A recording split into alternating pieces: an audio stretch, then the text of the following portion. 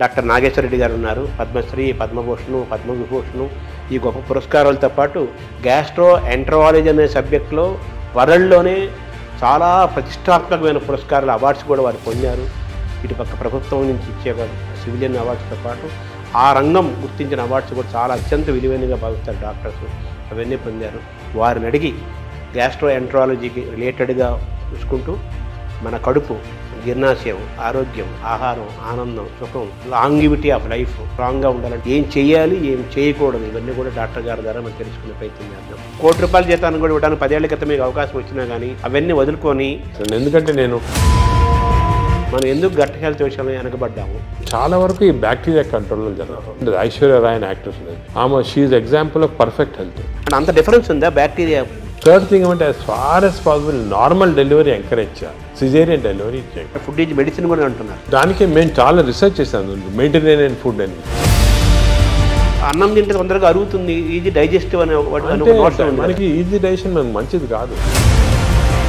మన భారతదేశాన్ని blue జోన్గా మార్చలేమా? Blue zone అంటే ఒకరిద్దరు పాటించింది కాదు. అంటే బ్లూ జోన్గా మారడం అంటే ఏం చేయాలి సార్? అందరూ అక్కడ 100 years బతుకుతారు. ఫుడ్ అండ్ యాక్టివిటీసే మెయిన్. ఎక్సర్సైజ్లో 2 types ఉన్నాయి. కొంతమందికి మార్నింగ్ ఎక్సర్సైజ్ చేస్తే మంచిది, కొంతమందికి రాత్రి చేస్తే మంచిది. అంటే స్లీప్ చేతిలో మనం ఉన్నామా? స్లీప్ మన చేతిలో తెచ్చుకోవచ్చు. స్లీప్ మన చేతి తెచ్చుకోవచ్చు.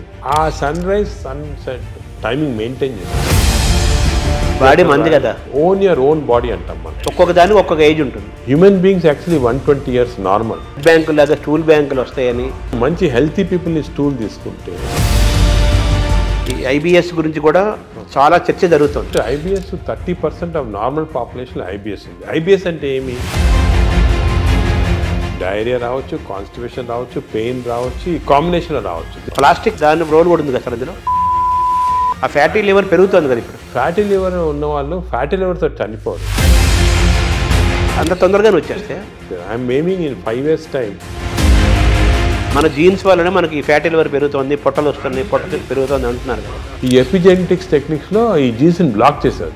ఈ ఒబెసిటీని తగ్గించడానికి, డయాబెటీస్ని కంట్రోల్ చేయడానికి ఇంజెక్షన్స్ వచ్చాయి అంటున్నారు. మెడికల్ షాప్స్లో అమ్ముతున్నారు, తీసుకొని తప్పు చేయకూడదు. అది ఎందుకు అంటే మేజర్ గోల్ ఏంటి సార్ అంటే హెల్త్ ఫర్ పీపుల్. భారతదేశానికి నోబెల్ రాదా? మనం పని చేస్తూ ఉంటే ఏజీని ఎలా చూడాలనుకుంటున్నారు భవిష్యత్తులో? మీరు డాక్టర్స్కి, పబ్లిక్కి, ప్రభుత్వాలకి ఇచ్చే ఒక సింగిల్ మెసేజ్ ఏంటి సార్?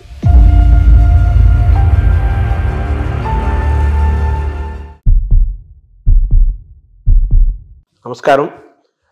మనతో పాటు డాక్టర్ నాగేశ్వర రెడ్డి గారు ఉన్నారు. గ్యాస్ట్రో ఎంటరాలజిస్ట్గా వారు ప్రపంచ ప్రసిద్ధులు. అనేక పరిశోధనలు చేశారు, చేస్తున్నారు. కొత్తదనం కోసం ఎప్పుడు వారు వెంపర్లాడుతుంటారు. అంటే రీసెర్చ్, పరిశోధన జరగాలి, డాక్టర్లు అప్డేట్ అవ్వాలి. అలాగే ప్రజలకి, సామాన్యులకు కూడా వైద్యం ఏమిస్తోంది, వైద్యంలో జరుగుతున్న పరిశోధనలు ఏంటి, ఏమేమి అందుబాటులో ఉన్నాయి, ఇవన్నీ తెలుసుకుంటూ మన ఆరోగ్యాన్ని ఏ విధంగా కాపాడుకోవాలి, అనారోగ్యానికి ఎలా దూరంగా ఉండాలి, చిన్న చిన్న మార్పులతో కూడా మనం ఆరోగ్యాన్ని ఎలా మనం చేసుకోవచ్చు, ఇవన్నీ కూడా ఒక బాధ్యతాయుతమైన డాక్టర్గా వారి కెరీర్ని ప్రారంభించి ఈరోజు ప్రపంచ ప్రఖ్యాతి తీసుకొచ్చి గ్యాస్ట్రో ఎంటరాలజీలు అనే సబ్జెక్ట్లో వాళ్ళు టాప్లో ఉన్నారు. నాగేశ్వర రెడ్డి గారు పద్మశ్రీ, పద్మభూషణ్, పద్మవిభూషణ్ ఈ గొప్ప పురస్కారాలతో పాటు గ్యాస్ట్రో ఎంటరాలజీ అనే సబ్జెక్టులో వరల్డ్లోనే చాలా ప్రతిష్టాత్మకమైన పురస్కారాలు, అవార్డ్స్ కూడా వారు పొందారు.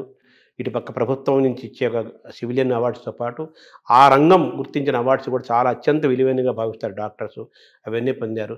వారిని అడిగి గ్యాస్ట్రో ఎంటరాలజీకి రిలేటెడ్గా చూసుకుంటూ మన కడుపు, జీర్ణాశయం, ఆరోగ్యం, ఆహారం, ఆనందం, సుఖం, అలాగే లాంగివిటీ ఆఫ్ లైఫ్ స్ట్రాంగ్గా ఉండాలంటే ఏం చేయాలి, ఏం చేయాలి, ఏం చేయకూడదు, ఇవన్నీ కూడా డాక్టర్ గారి ద్వారా మనం తెలుసుకునే ప్రయత్నం చేద్దాం.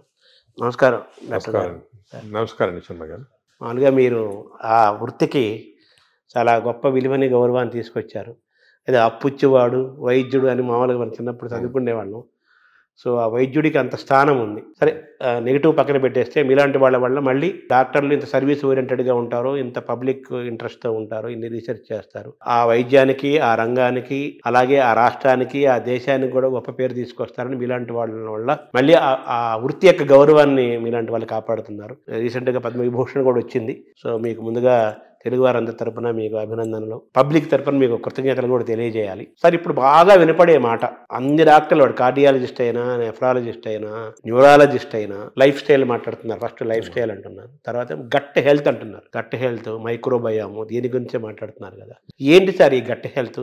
ఈ గట్ హెల్త్ మనం కాపాడుకోవాలంటే ఏం చేయాలి? మనం ఎందుకు గట్ హెల్త్ విషయంలో వెనకబడ్డాము? గట్ హెల్త్ అనేది మీరు ఈ మధ్యనే వింటున్నారు అన్నమాట టర్మ్, కానీ మా మెడికల్ టర్మినాలజీలో చాలా రోజులుగా ఉంది గట్ హెల్త్ అనేది. దీనికి ఇంపార్టెన్స్ ఎందుకు వచ్చిందంటే, మామూలుగా సాధారణంగా నాన్ డాక్టర్స్ కానీ ఈవెన్ డాక్టర్స్ ఏమనుకునే వాళ్ళు హార్ట్ ఇంపార్టెంట్, చాలా హార్ట్ అండ్ కార్డియాలజిస్ట్కి అప్పుడు ప్రతి వాళ్ళు కార్డియాలజిస్ట్ చూపించుకోవటం, హార్ట్ అటాక్ వస్తుంది, స్టెంట్స్ వేసుకోవటం, హార్ట్ సర్జరీ చేసుకోవటం. అదేవిధంగా బ్రెయిన్ ఇంపార్టెంట్, మెదడులో ఏం రాకూడదని దానికి కరెక్ట్గా మందులు తీసుకోవటం, మెదడుకి కొన్ని ఎక్సర్సైజ్ ఉన్నాయి అవి చేయటము. అదేవిధంగా కిడ్నీస్ కూడా చాలా ఇంపార్టెంట్, లివర్ ఇంపార్టెంట్ అని అందరు అనుకునేవాళ్ళు. కానీ ఇప్పుడు మనకి రీసెంట్గా చాలా రీసెర్చ్ జరిగింది. దీంట్లో ఏం తెలిసిందంటే, ఇవి అన్నిటికీ సెంట్రల్ కంట్రోల్ అని ఒకటి ఉంటుంది. సెంట్రల్ కంట్రోల్ బ్రెయిన్లో లేదు, హార్ట్లో లేదు, కానీ సెంట్రల్ కంట్రోల్ మన పేగుల్లో ఉంది. ఎందుకు అంటే, ఇప్పుడు మీరు న్యాచురల్ ఎవల్యూషన్ చేసి చూసారనుకోండి, ఈ ఎవల్యూషన్లో మామూలుగా చిన్న జంతువుల్లో కూడా మ్యాక్సిమం ఇంపార్టెన్స్ పేగులకి ఇచ్చారు. ఎవల్యూషన్ అంటే nature has given that importance. ఎందుకు అంటే, మనం నార్మల్గా ఆహారం తింటాము, ఆహారం నుంచి ఎనర్జీ వస్తుంది. ఈ ఎనర్జీ ప్రతి ఆర్గన్కి డిస్ట్రిబ్యూట్ అవుతుంది. హార్ట్కి ఎనర్జీ అవసరం, బ్రెయిన్కి ఎనర్జీ అవసరం, కిడ్నీ. ఈ ఎనర్జీ అనేది సెంట్రల్ మాట. ఈ ఎనర్జీ ఎందుకు వస్తుంది? మన ఆహారం తిన్న సరిగ్గా డైజెస్ట్ అయితే ఎనర్జీ వస్తుంది. ఈ కాన్సెప్ట్ అనేది ఇప్పుడు మనకి తెలిసిపోయిన తర్వాత అసలు గట్లో ఇంత ఇంపార్టెన్స్ ఎందుకు ఉంది? మనకు గట్ అంటే ఆహార వాహిక, అదేవిధంగా జీర్ణాశయము, అదేవిధంగా చిన్న ప్రేగులు, పెద్ద ప్రేగులు, ఒక సిస్టమ్ ఉంది. ఈ సిస్టమ్ మనం తిన్న ఆహారం లోపలికి వెళ్ళిన తర్వాత ఆహారం అనేది చాలా కాంప్లెక్స్. అంటే దాంట్లో ప్రోటీన్స్ ఉంటాయి, కార్బోహైడ్రేట్స్ ఉంటాయి, ఫ్యాట్స్, అన్నీ చాలా కాంప్లెక్స్, అన్నీ కలిపి ఆహారం తయారవుతుంది.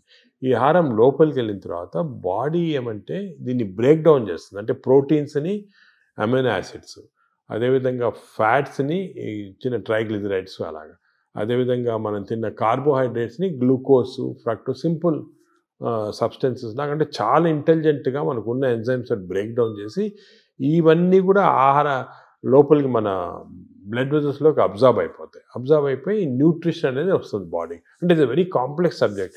దీని గురించి చాలా వరకు రీసెంట్గానే బాగా క్లియర్గా అర్థమైపోయింది మనకి. ఎందుకంటే సరే ఆహారం తింటాము, ఎనర్జీ వస్తుంది అంటారు కదా, ఇదే కాకుండా ఈ మన హోల్ ఇంటెస్టైనల్ సిస్టమ్స్లో చిన్న న్యూరాన్స్, అంటే మన బ్రెయిన్లో ఉంటాయి న్యూరాన్స్ అంటాం కండి, మన ఇంటెస్టైన్స్లో 100 మిలియన్ న్యూరాన్స్. అంటే మనం అనుకునేది ఇంటెస్టైన్స్ మామూలుగా ఏదో పేగులు డైజెషన్ ఉన్నా, కానీ దాని ఇంటెలిజెన్స్ మాట. అంటే 100 మిలియన్ న్యూరాన్స్ ఉన్నాయంటే ఎంత ఇంటెలిజెన్స్ ఉంటుందండి. ప్రతి న్యూరాను అంటే మన పేగులు కూడా ఆలోచిస్తుంటాయి, ఇది మంచి ఆహారమా చెడ్డ ఆహారం, ఈ ఆలోచనని దాంట్లో ఉన్నాయి. అదే కాకుండా ఇంకొక ఇంట్రెస్టింగ్, మన పేగుల్లో హార్మోన్స్ ప్రొడ్యూస్ చేస్తాయి, neuro endocrine tumours. Neuro endocrine cells మనకి బాడీలో అంతా హార్మోన్స్, అంటే థైరాయిడ్ ఉంది, అదేవిధంగా ప్యాన్క్రియాస్లో ఇన్సులిన్ వస్తుంది, పారాథైరాయిడ్ ఉంది, ఇవన్నీ కూడా హార్మోన్స్ డిఫరెంట్ బాడీ సిస్టమ్స్లో ఉన్నాయి. కానీ మన ప్రేగుల్లో అన్ని బాడీలో ఉన్న హార్మోన్స్లో ఉన్న సెల్స్ కన్నా కూడా ఎక్కువ సెల్స్ ఇంటెస్టైన్స్లో ఉన్నాయి. అంటే ప్రేగుల్లో నరాలు ఉన్నాయి, అదేవిధంగా హార్మోన్స్ ఉన్నాయి. ఇవన్నీ కోఆర్డినేటెడ్ మెకానిజంగా పనిచేస్తాయి. ఇప్పుడు మనకి నాలెడ్జ్ వచ్చింది. అంటే మనం ఆహారం, ఫర్ ఎగ్జాంపుల్ గ్లూకోజ్ తిన్నాం అనుకోండి, ఎక్కువ గ్లూకోజ్ తింటే, అంటే ఎక్కువ షుగర్ తింటే షుగర్ ఎక్కువ అవుతుంది బాడీలో అని మనకు తెలుసు. కానీ ఇప్పుడు ఎలా తెలిసిందంటే అంత సింపుల్ కాదు. మనం తిన్న ఆహారం అంటే గ్లూకోజ్ కానీ ఏదన్నా కానీ షుగర్ కానీ బాడీలోకి వెళ్ళిన తర్వాత బాడీలో చిన్న ప్రేగులో సెన్సర్స్ ఉంటాయి. ఇది గ్లూకోజ్ని లోపల తీసుకుంటామా వద్దా, తీసుకుంటే బాడీకి ఏ పార్ట్కి పంపిస్తాము, అంటే నరాలు, హార్మోన్స్ అన్నీ కోఆర్డినేట్, చాలా ఎలక్ట్రికల్ సిస్టమ్లా కోఆర్డినేషన్ జరిగి ఇంటెలిజెన్స్ సిస్టమ్ అంటాం దాన్ని. ఆ ఇంటెలిజెన్స్ సిస్టమ్ తోటి ఆ బాడీలో ఎంత అబ్జర్వ్ కావాలా, ఎక్కడెక్కడికి వెళ్ళాలి, అవన్నీ కూడా డిసైడ్ చేస్తుంది బాడీ. దిస్ ఈజ్ మన ఆర్టిఫిషియల్ ఇంటెలిజెన్స్ కన్నా ఈ ఇంటెలిజెన్స్ ఎక్కువ బాడీలో. ఇన్ని రోజులు తెలియలేదు, ఇప్పుడు తెలుస్తుంది మనకి. సో హార్మోన్స్, నరాలు. అదేవిధంగా థర్డ్ కాంపోనెంట్ ఇప్పుడు వచ్చింది. థర్డ్ కాంపోనెంట్ ఏమంటే, మనం ఏమనుకున్నాము అంటే మనం తిన్న ఆహారం ప్రకారము మన బాడీ సిస్టమ్ ప్రకారం జరుగుతున్నాయి, కానీ అవన్నీ కరెక్ట్ కాదు. ఇప్పుడు మనకేం తెలిసిందంటే మన ప్రేగుల్లో, అంటే ఎస్పెషల్లీ చిన్న ప్రేగుల్లో, పెద్ద ప్రేగుల్లో బ్యాక్టీరియా, వైరస్, ఫంగై 3 ఉంటాయి అన్నమాట. బ్యాక్టీరియా దీని ఇవేమంటే దిస్ ఆర్ కాల్డ్ మైక్రోబయం. ఈ మైక్రోబయం అనేది మనకున్న సెల్స్ కన్నా బాడీలో సెల్స్ కన్నా ఈ మైక్రోబయం సెల్స్ ఎక్కువ. అంటే బ్యాక్టీరియా ఎక్కువ, వైరస్ ఎక్కువ, ఫంగై ఎక్కువ. ఇవి జీన్స్, దీంట్లో జీన్స్ మనం లెక్క పెట్టగలిగితే ఈ జీన్స్ దీంట్లో 2 మిలియన్ జీన్స్ ఉన్నాయి. మన బాడీలో 20,000 జీన్స్ ఉన్నాయి. అంటే మనకి we are completely controlled by this microbiome bacteria. ఎందుకంటే అన్ని జీన్స్ ఉన్నాయి దాంట్లో. అంటే మన డిఎన్ఏ దానికి రిలేటెడ్ ఉంటుంది. డిఎన్ఏ, మన డిఎన్ఏ బ్యాక్టీరియా డిఎన్ఏ కాన్స్టెంట్గా they are touching each other, talking to each other. మన ఆహారం ఎంత తీసుకున్నా డైజెషన్ జరుగుతుంది కదా, ఎంత అబ్జర్వ్ కావాలి, ఎంత వెళ్ళాలని ఈ క్రాస్ టాక్ వల్ల జరుగుతూ ఉంది. మనం తిన్నదానిపైన డిసైడ్ కాదు, ఈ మైక్రోబయం పైన కూడా డిసైడ్ అవుతుంది. సపోజ్ మంచి మైక్రోబయం ఉందనుకోండి, మనని ప్రొటెక్ట్ చేస్తుంది. అరే ఈ బాడీని ప్రొటెక్ట్ చేయాలి, మనం ఈ బాడీలో ఉన్నాము, దీన్ని ప్రొటెక్ట్ చేయాలా అండ్ మంచి సబ్స్టెన్సెస్ అబ్జర్వ్ చేసి చెడ్డ సబ్స్టెన్సెస్ బయటికి పంపించేస్తుంది, మన మోషన్ ద్వారా వచ్చేస్తుంది. అదే చెడ్డ మైక్రోబయం ఉన్నాయనుకోండి, అంటే ఇది ఎలాగంటే ఎగ్జాంపుల్, ఒక దేశంలో ప్రజలు ఉంటారు, మంచి ప్రజలు ఉంటారు, చెడ్డ ప్రజలు ఉంటారు. మంచి ప్రజలు ఈ దేశానికి ఏమైనా చేయాలా, అవి చేయాలా అని ఆలోచిస్తూ ఉంటారు. అదే చెడ్డ ప్రజలు టెర్రరిస్ట్ ఉన్నారు, ఎలా దీన్ని డిస్ట్రాయ్ చేస్తాము అని. మన బ్యాక్టీరియా కూడా బాడీలో అలాగే మంచి ప్రజలు చెడ్డ ప్రజలు ఉన్నట్టు మంచి బ్యాక్టీరియా చెడ్డ bacteria, good bacteria bad bacteria. ఈ బ్యాడ్ బ్యాక్టీరియా ఎప్పుడు ఇలా బాడీని ఎలా డిస్ట్రాయ్ చేస్తాము, ఈ బాడీలో షుగర్ ఎలా ప్రొడ్యూస్ చేస్తాము, ఈ బాడీకి హార్ట్ ఎలాగ చెడిపేస్తాము, ఈ బాడీకి బ్రెయిన్ ఎలా చెడిపేస్తాము కాన్స్టెంట్గా ఉంటాయి. So there is a constant big battle మన ప్రేగుల్లో. బ్యాడ్ బ్యాక్టీరియా గుడ్ బ్యాక్టీరియాకి ఇప్పుడు వార్ జరుగుతూ ఉంది లోపల. పెద్ద సైన్యం ఉంది, అంటే మిలియన్స్ మన అంత పెద్ద సైన్యం ఉంది. మనకి గుడ్ బ్యాక్టీరియా గెలిస్తే మనకి మంచిది బాడీకి. సో ఈ heart attacks, brain strokes, kidney damage ఇవన్నీ కూడా కొంతవరకు మనం అనుకున్నట్టు ఫిజియాలజీ ప్రకారం జరుగుతుంది, కానీ చాలా వరకు ఈ బ్యాక్టీరియా కంట్రోల్లో జరుగుతుంది. మనకు తెలిసిపోయింది ఇప్పుడు. దానికే మనం చూస్తుంటే కొంతమంది అది ఏదంటే తింటారు, నాకేం జబ్బులు రావంటారు. ఫర్ ఎగ్జాంపుల్, ఫేమస్ ఎగ్జాంపుల్ మనకి ఒక యాక్ట్రెస్ ఉండేది, ఐశ్వర్య రాయ్ అని యాక్ట్రెస్ ఉండేది. ఆమె she is example of perfect health. అందరు అడిగేవాళ్ళు మీరు ఏం చేస్తారు, ఎక్సర్సైజ్ ఏం తింటారు, ఆమె ఏం లేదండి, ఏం చేయటం లేదు, మన న్యాచురల్ బాడీ.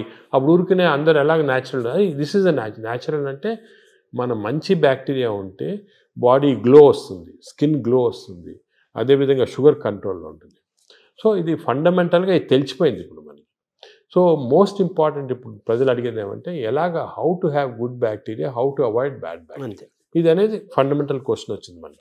దీని గురించి చాలా రీసెర్చ్ జరుగుతుంది. ఇంకో ఫండమెంటల్ క్వశ్చన్ మా వాళ్ళు చాలామంది నన్ను అడుగుతుంటారు, అది ఇన్ని సంవత్సరాలుగా మనం చూస్తున్నాం కదా, ఇది ఎందుకు తెలియదు, ఈ నాలెడ్జ్ ఎందుకు లేదు, ఈ బ్యాక్టీరియా గురించి ఇప్పుడే 2-3 సంవత్సరాలుగా మాట్లాడుతున్నారు అందరూ, మీరు కూడా 2-3 సంవత్సరాలుగా ఎందుకు తెలియలేదంటే ఈ బ్యాక్టీరియా అనేది లోపల ఉంటాయి కదా, దీన్ని తీసి కల్చర్ చేసి స్టడీ చేసే టెక్నిక్స్ మన దగ్గర లేవు ఇన్ని రోజులు. గత 3-4 సంవత్సరాలుగా మెటాజీనోమిక్స్ అని కొత్త టెక్నాలజీ వచ్చింది. అంటే ఈ బ్యాక్టీరియా తీసి మనం జీనోమిక్ స్టడీస్ చేసి ఏ బ్యాక్టీరియా ఎన్ని ఉన్నాయి అవన్నీ కూడా జస్ట్ 2-3 ఇయర్స్గానే నాలెడ్జ్ వచ్చింది. దానివల్ల మనకు అంతా ఇప్పుడు తెలిసింది. That's why are so excited about this knowledge. ఎందుకంటే ఈ కొత్త నాలెడ్జ్ ఇప్పుడు వచ్చింది కదా, ఇవన్నీ క్లారిఫై అయిపోతున్నాయి పాయింట్స్. మెటాజీనోమిక్స్ మేము మా హాస్పిటల్లో పెద్ద ల్యాబ్స్ పెట్టాము, మెటబాలోమిక్స్, దాని తర్వాత మెటాజీనోమిక్స్, మైక్రోబయామ్ ల్యాబ్ అని స్టార్ట్ చేసి ఇవన్నీ స్టడీ చేస్తున్నాం. అంటే ఈ మైక్రోబయామ్స్ ఉన్నాయి కదా, అవి కూడా దే ఆర్ ప్రొడ్యూసింగ్ సబ్స్టెన్సెస్, ఈ అన్ని మెటబొలైట్స్ అంటారు. దాని స్టడీకి మెటబాలామిక్స్. మేము we are started a mass spectroscopy అని ఒక పెద్ద ఇన్స్ట్రుమెంట్, అది తీసుకొని స్టడీ చేస్తున్నాం ఏ బ్యాక్టీరియా ఏది ప్రొడ్యూస్ చేస్తుంది మన బాడీలో. For example, there is a chemical called TMAO. ఈ TMAO ప్రొడ్యూస్ చేసే బ్యాక్టీరియా ఎక్కువైతే ఆ ఎక్కువ సబ్స్టెన్స్ వెళ్ళి హార్ట్ అటాక్స్ ఇస్తుంది. So heart attack is not because of any clogging and all, is because of TMAO. So ఈ బ్యాక్టీరియా ఎలిమినేట్ చేస్తే మనకి ఛాన్స్ తగ్గిపోతుంది హార్ట్ అటాక్. అదేవిధంగా బ్రెయిన్లో 2 సబ్స్టెన్సెస్ చాలా ఇంపార్టెంట్, డోపమిన్ అండ్ సెరటోనిన్.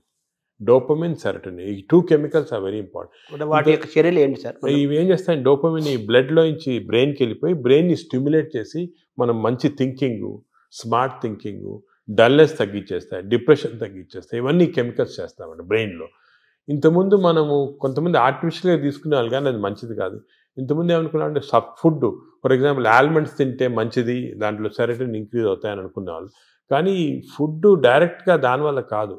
ఈ ఫుడ్, మనం తిన్న ఫుడ్ని బ్యాక్టీరియా తీసుకొని, ఫర్ ఎగ్జాంపుల్ మనం బాదం తిన్నామనుకోండి, మంచి బ్యాక్టీరియా ఉంటే ఈ బాదంని లో ఉన్న ట్రిప్టోఫాన్ని సెరటిన్ లాగా మార్చేస్తుంది బాడీకి. సెరటిన్ అంటే బ్యాక్టీరియా ప్రొడ్యూసింగ్ సెరటిన్, డోపమిన్, ఇవన్నీ కూడా ఇవి కూడా మంచి గుడ్ బ్యాక్టీరియా. డోపమిన్ వల్ల సార్ దానివల్ల ఏం జరుగుతుంది? డోపమిన్ వల్ల అగైన్ బాడీ ఎనర్జీ వస్తుంది, ఎక్సర్సైజ్ చేయాలనిపిస్తుంది, పాజిటివ్ థాట్స్ వస్తాయి. ఈ డోపమిన్ తక్కువ ఉన్న వాళ్ళు ఎప్పుడు డల్గా కూర్చొని ఎక్సర్సైజ్ చేయరు, దానివల్ల బద్ధంగా వచ్చే ఫ్యాట్, బాడీలో బాగా ఫ్యాట్ రావడం అవన్నీ అలా వస్తాయి.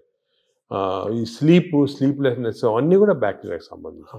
సో ఇవన్నీ మనకి ఇప్పుడు నాలెడ్జ్ వచ్చేసింది. ఈ బ్యాక్టీరియా ఏవే మంచిది, ఏవి చెడ్డవి, ఇవి మెయింటైన్ చేసుకోవాలి కరెక్ట్గా. మనం అంటే ఎలా మెయింటైన్ చేసుకోవాలి సార్? ఫుడ్లో ఉందా, మన ఎక్సర్సైజ్లో ఉందా? సో మనకి బ్యాక్టీరియా కూడా చాలా వరకు ఫుడ్లో, మనం తిన్న ఫుడ్ ప్రకారం ఒకటి, ఎక్స్టర్నల్ బ్యాక్టీరియా మనకు వస్తుంది. ఇది 3 ఇంపార్టెంట్ రీజన్స్ మనకు తెలియాలి, ప్రజలు కూడా తెలియజేయమంటే, మనకి ఒరిజినల్గా పుట్టుకతోటే బ్యాక్టీరియా వస్తాయి బాడీలో. ఆహారం నుంచి న్యూ బార్న్ ఆహారం తింది కదా, ఆహారం లేకుండా బ్యాక్టీరియా పుట్టుకతో. ఎలాగంటే మదర్ నుంచి డెలివరీలో వచ్చేస్తుంది బ్యాక్టీరియా. అంటే మన తొలి జీవే బ్యాక్టీరియా అని చెప్పచ్చా? అంటే తొలి జీవి అని కాదు, మనం పుట్టినప్పుడు మన కడుపులో స్టెరైల్గా ఉండవు, బ్యాక్టీరియా ఉంటాయి.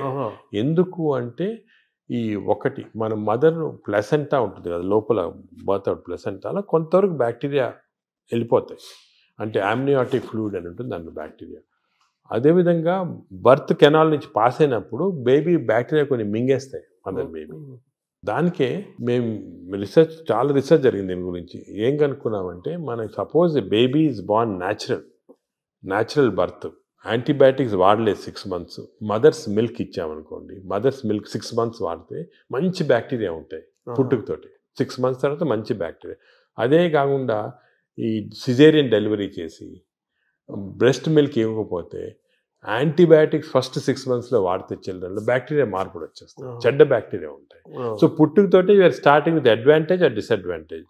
అడ్వాంటేజ్ ఆర్ డిసడ్వాంటేజ్ పాపం మా బేబీ డిసైడ్ చేయదు, మదరు, పేరెంట్స్, డాక్టర్ వాళ్ళు డిసైడ్ చేస్తారు. అంటే ప్రెగ్నెన్సీ దశలోనే ప్రీ ప్రెగ్నెన్సీ దశ నుంచే చూడాలంటారా? అంటే ప్రీ అంటే మనకి యాంటీబయాటిక్స్ మదర్ కూడా వాడకూడదు, ఎంత తక్కువ వాడితే అంత మంచిది. బేబీకి 6 months దాకా అసలు యాంటీబయాటిక్ వాడకపోతే మంచిది. ఇంకోటి ఫీడింగ్ కూడా మనం ఎంకరేజ్ చేయాలి. ఊర్లలో చేసేవాళ్ళు ఇంతకుముందు, ఇప్పుడు ఏదో సిటీస్లో అంతా ఫ్యాషన్ అయిపోయింది ఈ డబ్బా పాలియటం అని, అవన్నీ పోవాలి. 6 months దాకా కంపల్సరీ బేబీకి మదర్ మిల్క్ ఇవ్వాలి. మదర్ మిల్క్లో కొన్ని సబ్స్టెన్సెస్ ఉన్నాయి, స్పెషల్ సబ్స్టెన్స్, అంటే నేచర్ ఇచ్చింది. ఈ సబ్స్టెన్సెస్ వల్ల మంచి బ్యాక్టీరియా గ్రోత్ వచ్చేస్తుంది బాడీలో. బ్రెస్ట్ మిల్క్ ఇది best, breast milk is best milk and breast milk is best for bacteria, correct bacteria. అది ఇప్పుడు తెలిసిపోయింది క్లియర్గా. సో 6 months ఉండాలి. అదేవిధంగా చిల్డ్రన్కి ఎంత మరీ అవసరమైతే తప్ప యాంటీబయాటిక్స్ ఇవ్వకూడదు. యాంటీబయాటిక్స్ మనం ఇచ్చేసామనుకోండి బ్యాక్టీరియా చేంజ్ అయ్యాం. ఇప్పుడు యాంటీబయాటిక్స్ అంతకుముందు డాక్టర్ ప్రిస్క్రిప్షన్ అవి ఉండేవి, ఇప్పుడు అవి లేవు, అందరూ మెడికల్ షాప్కి వెళ్ళి తీసుకోవడం అది కరెక్ట్ కాదు. దానికి యాంటీబయాటిక్స్ ఇవ్వకూడదు. థర్డ్ థింగ్ ఏమంటే, as far as possible normal delivery encourage చేయాలి, సిజేరియన్ డెలివరీ చేయకూడదు. అవునా sir?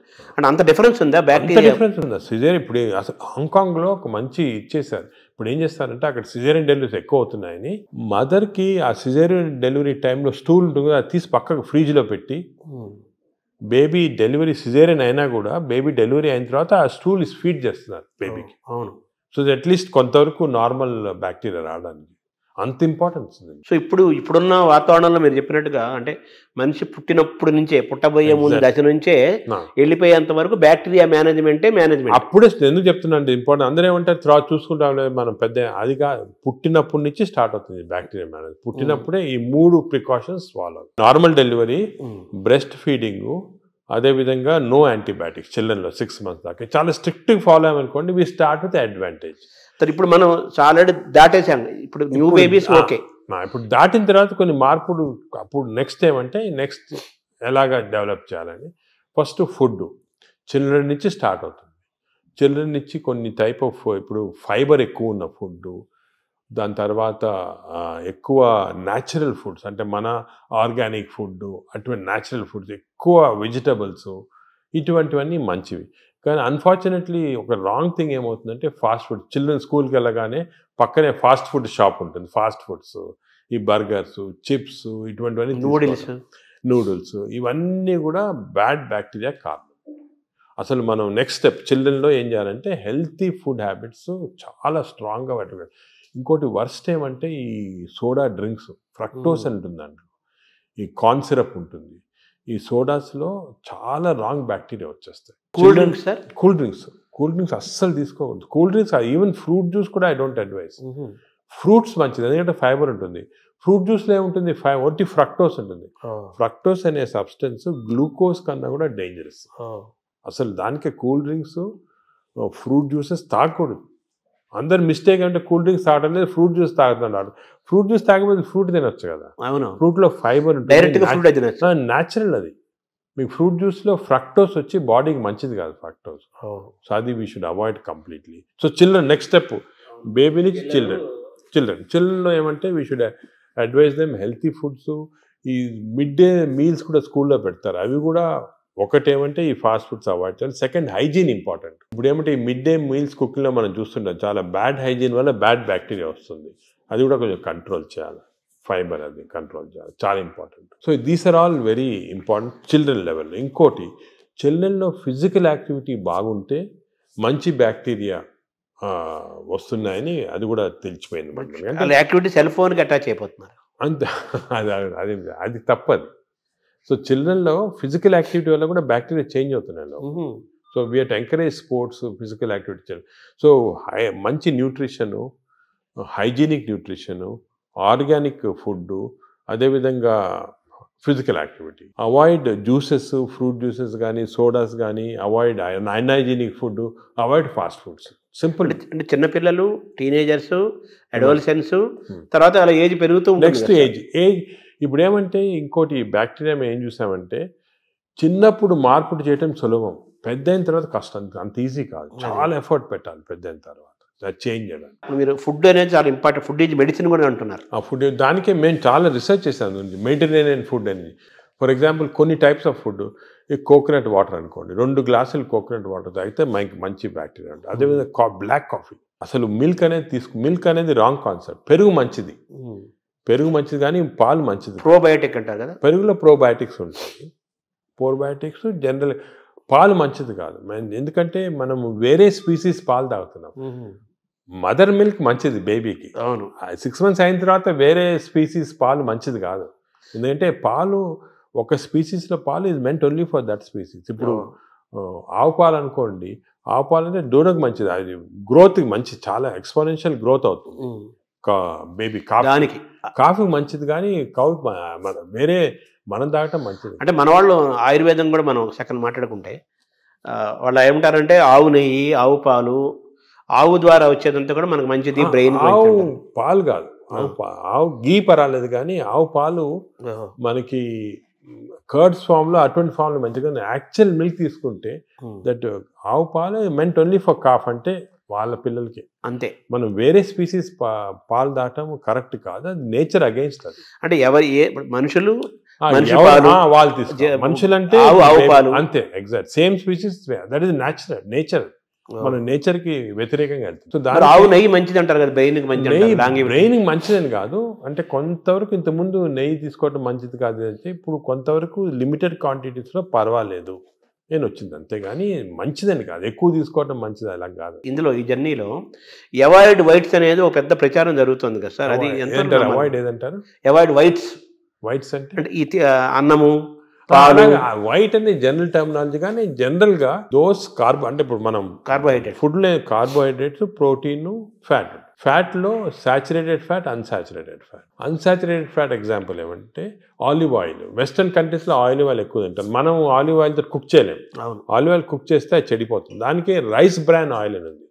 Rice bran oil is equal to olive oil. దీనికి అన్సాచురేటెడ్ ఫ్యాటీ యాసిడ్ ఎక్కువ. Saturated fatty acids are hydrogenated fats ఏమంటే వనస్పతి, కొంతవరకు గీ, అవి మంచిది కాదు. కొంతవరకు మన కౌ గీ అంటే ఆవుది వచ్చిన గీ కొంతవరకు పర్వాలేదు, ఎక్కువ మంచిది కాదు. అది ఫ్యాట్స్ పార్ట్. సో ఎక్కువ అన్సాచురేటెడ్ ఫ్యాటీ యాసిడ్స్ అవి మంచిది. హైడ్రోజనేటెడ్ ఫ్యాటీ యాసిడ్స్ వనస్పతి లాంటిది అవి మంచిది కాదు. నా సెకండ్ ఏమంటే కమింగ్ టు కార్బోహైడ్రేట్స్లో సింపుల్ కార్బోహైడ్రేట్స్, కాంప్లెక్స్ కార్బోహైడ్రేట్స్ ఉంటాయి. సింపుల్ కార్బోహైడ్రేట్స్ అంటే ఏమి, రైసు ఇటువంటివి. ఏమంటే ఈ సింపుల్, దీంట్లో ఎక్కువ ఫైబర్ ఉండదు, మనం తింటే గ్లూకోజ్ ఇమ్మీడియట్గా బాడీలో అబ్జర్వ్ అయిపోయి మంచిది కాదు. లోపల బ్యాక్టీరియా కూడా అవి కూడా లేజీ అయిపోతాయి, ఎక్కువ పని లేదు దానికి. రైస్ ఇచ్చామనుకోండి, గ్లూకోజ్ తీసి బాడీకి పంపించేసి డ్రౌజినెస్. వేరే సేమ్ కాంప్లెక్స్ కార్బోహైడ్రేట్స్ మిల్లెట్స్ ఉంటాయి. ఎగ్జాంపుల్ మిల్లెట్స్ అనుకోండి, దాంట్లో చాలా ఫైబర్ ఉంటుంది, గ్లూకోజ్ ఆ ఫైబర్ మధ్యలో ఉంటుంది. దాన్ని ఎక్స్ట్రాక్ట్ చేయాలంటే అంత ఈజీ కాదు, బ్యాక్టీరియా కూడా కొంచెం పనిచేయాలి దానికి. అంటే ఒకప్పుడు మనం రాగులు, సజ్జలు, ఆరికలు, కొర్రలు, రాగులు కానీ మంచిది, ఈ సొరగము అవన్నీ కూడా అంటే మిల్లెట్స్ ఆర్ వెరీ గుడ్. ఇవి మనం రియలైజింగ్ నా ఎక్కువ మిల్లెట్స్ తింటే మంచిది అది. సో దీస్ కార్బోహైడ్రేట్స్లో మిల్లెట్స్ ఎక్కువ కాన్సన్ట్రేట్ చేసేసి polished, especially polished rice avoid చేయాలి. అంటే మామూలుగా అన్నము కంపారిటివ్గా అన్నం తింటే తొందరగా అరుగుతుంది, ఈజీ డైజెస్టివ్ అనే మనకి ఈజీ డైజెషన్ మనకు మంచిది కాదు.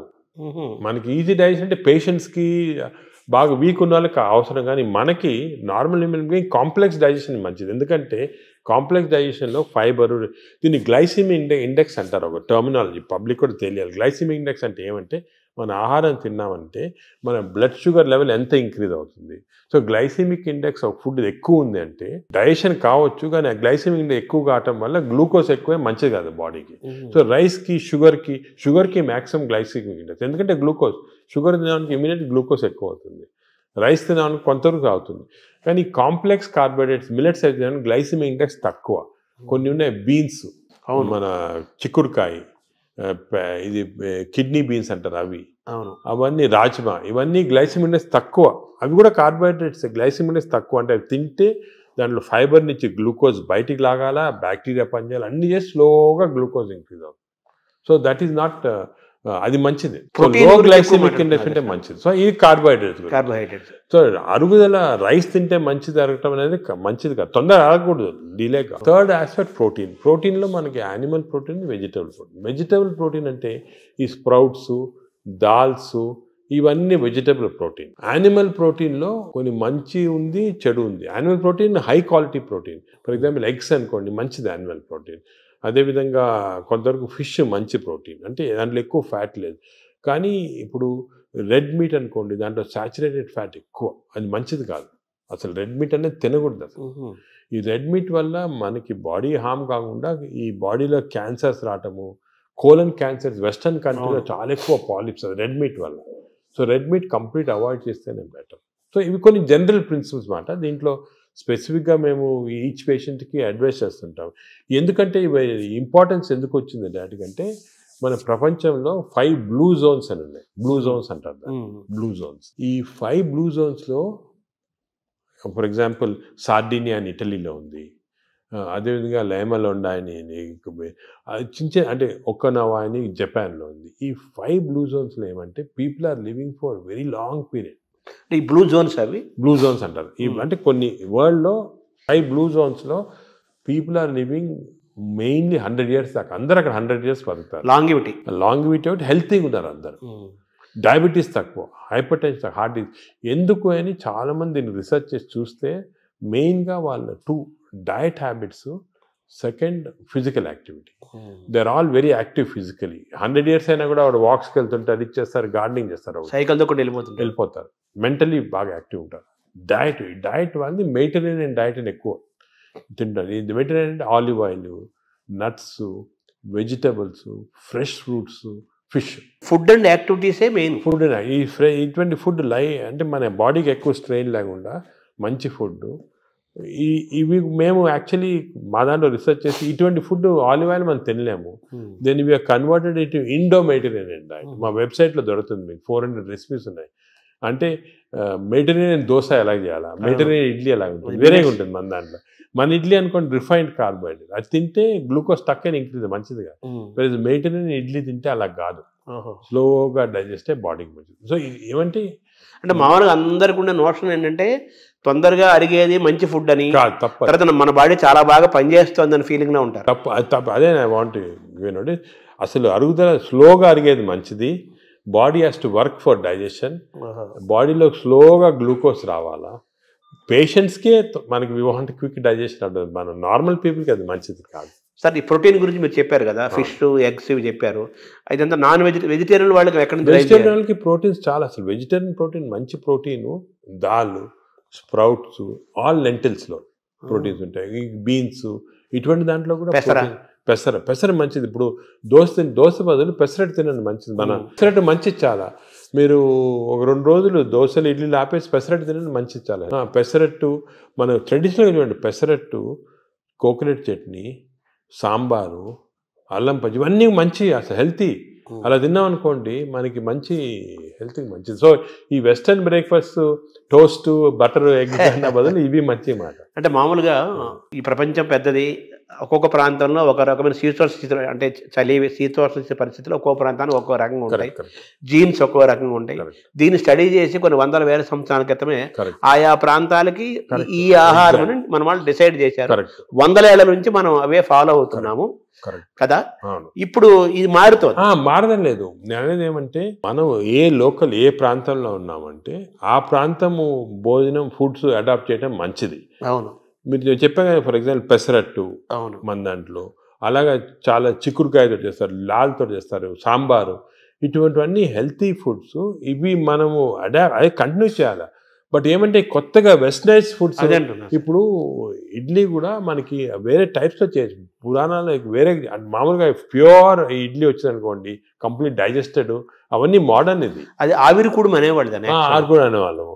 అలాగే ఇప్పుడు మనము ఆపం తీసుకోండి, ఆపం కూడా బాగా స్టీమ్డ్, అది మంచి ఇది. అది కేరళ వాళ్ళు ఎక్కువ తింటారు, అది తింటారు మన దగ్గర కూడా. సో ఇటువంటివన్నీ ఒరిజినల్ డైట్స్ అని మనం ఫాలో అయ్యి, ఈ కొత్త అడిషనల్స్ వచ్చాయి చూడండి, అవి మంచిది కాదు.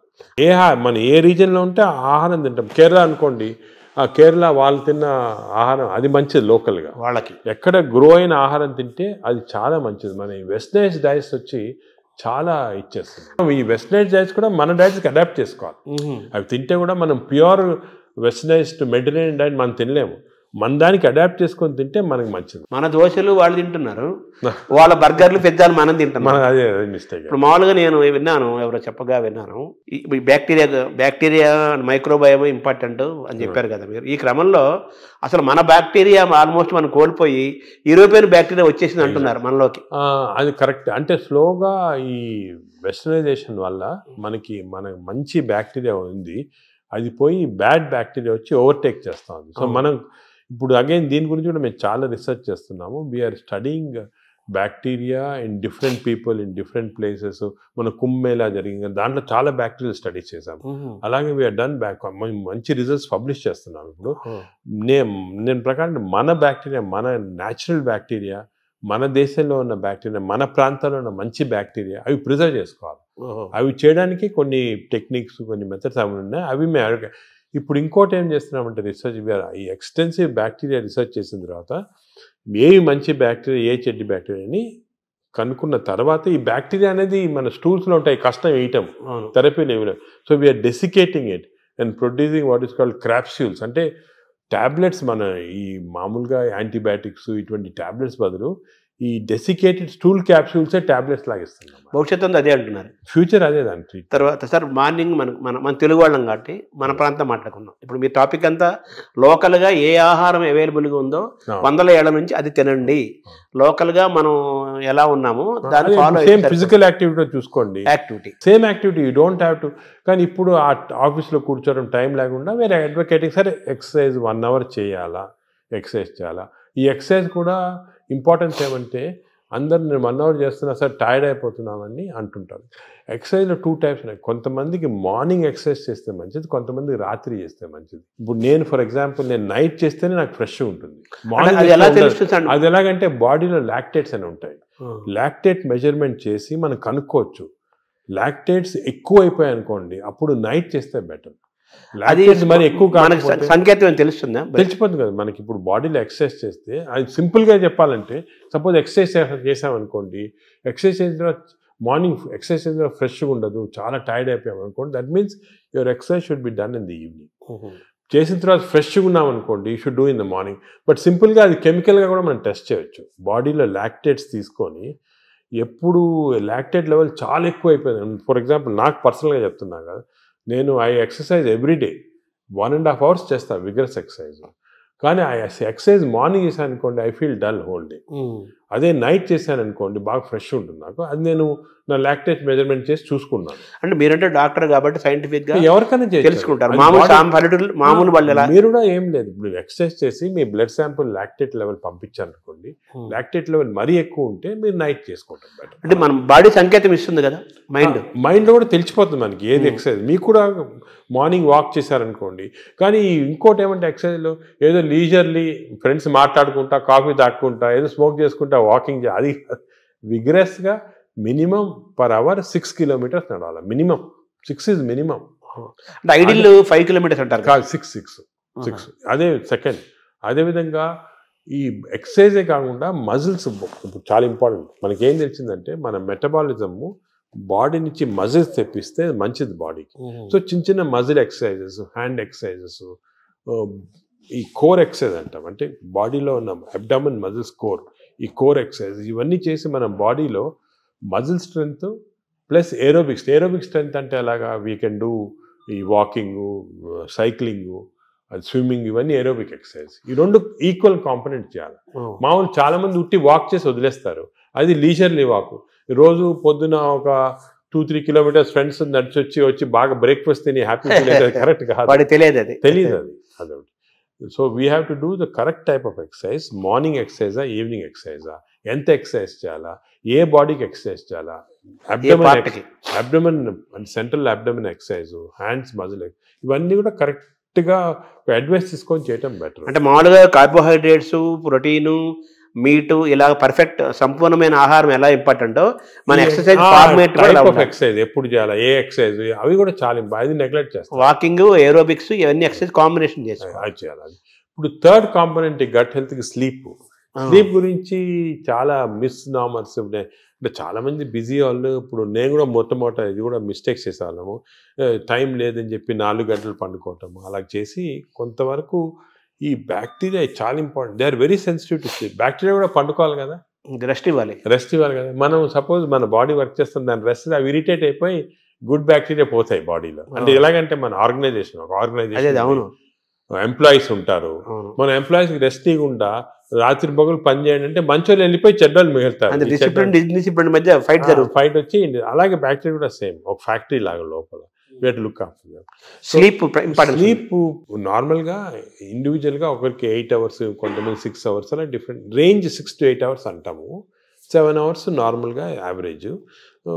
మరీ ఎక్కువ స్లీప్ 10 hours చేస్తే కూడా లోపల బద్ధకం వచ్చేస్తుంది, బ్యాక్టీరియా కూడా బద్ధకం వస్తుంది. ఎంత ఇవ్వాలి అంత ఇవ్వాలి, 7 to 8 hours. కానీ మోస్ట్ ఇంపార్టెంట్ ఏమంటే మనం మాడిఫై కూడా చేసుకోవచ్చు ఈ స్లీప్. కొన్ని ఎక్సర్సైజెస్ వల్ల 8 hours అవసరం ఉన్న స్లీప్ 4 hours సేమ్ స్ట్రెంగ్త్ రావచ్చు. అదేమంటే రెమ్, నాన్ రెమ్ స్లీప్ అంటారు. రెమ్ స్లీప్ ఇంపార్టెంట్ మనకి, ర్యాపిడ్ ఐ మూవ్మెంట్ స్లీప్ అంటే గాఢ నిద్ర అంటారా. రెమ్ స్లీప్ అనేది మన నిద్రలో డ్రీమ్స్ వస్తాయి, అవన్నీ రెమ్ స్లీప్. ఈ రెమ్ స్లీప్ మనం if are able to condense to 4 hours we can get. ఇది కూడా ఒక టెక్నిక్, ట్రైనింగ్, అంటే ఇది ఒక సెపరేట్ సబ్జెక్ట్, చాలా టైం పడుతుంది. స్లీప్ హైజీన్ అంటారు కదా, sleep hygiene, sleep training, sleep technique, ఇవన్నీ ఉన్నాయి. ఇవి కరెక్ట్గా మనము చేసుకోవచ్చు. 8 hours 7 hours స్లీప్ని 4 hours చేసుకోవచ్చు. బట్ అది నార్మల్ వాళ్ళు చేయలేరు. మనం దీనికి ఒక టెక్నిక్, ప్రాక్టీస్. ఫర్ ఎగ్జాంపుల్ నేను I mastered it, I can go for 4 hours and get same amount of energy as 8 hours. కానీ మామూలుగా చేయటం చాలా కష్టం unless you practice that sleep hygiene. అంటే స్లీప్ చేతిలో మనం ఉన్నామా, స్లీప్ మన చేతిలో తెచ్చుకోవచ్చు. స్లీప్ మన చేతి తెచ్చుకోవచ్చు. చాలా వరకు నార్మల్ పబ్లిక్ స్లీప్ చేతిలో ఉన్నారు. సో అప్పుడు ఏం చేయాలా, suppose you don't have this technique and to do this, ఎందుకంటే ఇవన్నీ కూడా కొంత ప్రాక్టీస్ అవ్వాలి. లేదంటే మోస్ట్ ఇంపార్టెంట్ ప్రిన్సిపల్ ఏమంటే మీరు స్లీపింగ్ బిట్వీన్ 10 to 4, అంటే 6 hours ఉందనుకోండి, 10 to 4 చేయండి, లేకపోతే 10 to 6 చేయండి. అంటే 10 o'clock అర్లీ స్లీప్ అని. ఎందుకంటే నేచర్ కూడా ఎలాగంటే మనం ఎప్పుడు ఈ లైట్లు గీట్లు లేనప్పుడు సన్ రైజ్ లేసేవాళ్ళము, సన్ సెట్టింగ్ పండుకున్నాము. సో సన్సెట్ నార్మల్గా 7 o'clock 8 o'clock అవుతుంది. So early sleep. Sun rise పొద్దున early morning 5 o'clock 6 o'clock.